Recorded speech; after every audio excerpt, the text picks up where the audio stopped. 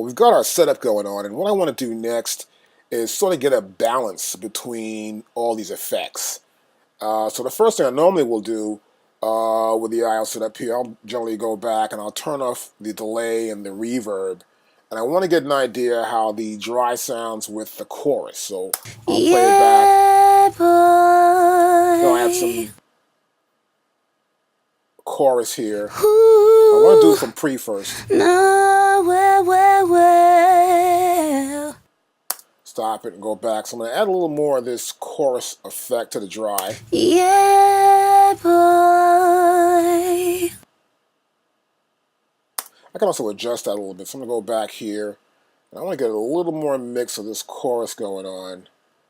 And I want to get this depth a little wider here, right there. And we'll play it back. Yeah, boy. That's better for me. Ooh, no, well. So it's a slow chorus. So it's almost, it's almost going back and forth a little bit. It's a stereo chorus. So it's sort of taking one signal and multiplying a couple times to make it a little bit thicker, which is an easy way to explain it for you without getting too technical about it.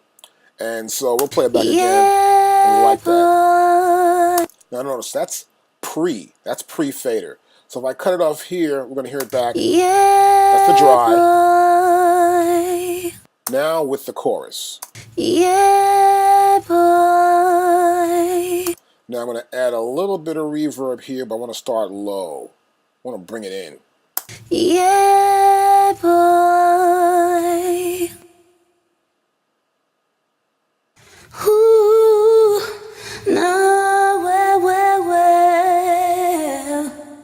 See, I'm bringing a little bit. We're having any music right now.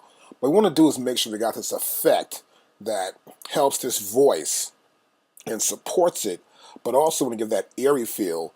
So it's almost ethereal, where it's in the air, her voice is in front of you, but also in the reverb. So we don't get too much reverb, essentially. So I'm going to play it again. Yeah, boy. Ooh, no, well. And you see here, the reverb in this case also is pre-fader. So I get a little more of the reverb here with pre-fader. And that sounds pretty good there for me. So what I want to do next is look at the delay. I want to get a balance of this delay in now. The reason why I've got this delay doing what it does here, I have this negative feed of 21 on one side. Let's make that about 32, 31. And here on the other side, I've got it going at 32. I'm getting this back and forth thing going on. So it's more like quarter note against eighth note in this case here. Because the delay here is at 678, and this is at 336 milliseconds. And so I am at about 60 BPMs according to the tempo. And so according to my measurements, this would be a perfect delay for me. I want to make sure it works out here. And I'm going to go back here and look at it and hear it in the track. Yeah, boy. Now, turn it on. Yeah, boy. And you hear that. See, it's a little low, but you can hear it as it dissipates, as the reverb dissipates. You get to hear that delay, almost like an echo in the background. So it adds a really cool feel to it. I'm going to bring it up a little bit more so we can hear how it feels. Let's go back again to the top, and we'll play it again with the delay. Yeah, boy.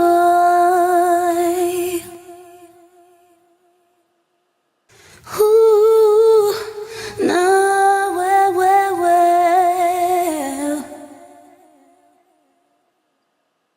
Ooh.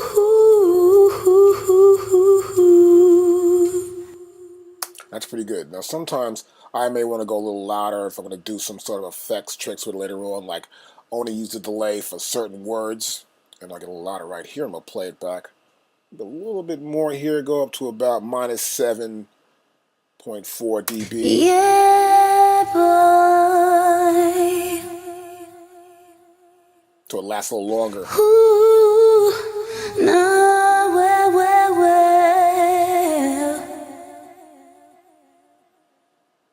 Ooh.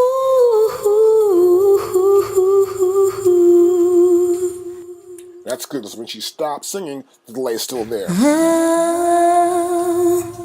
Oh, yeah.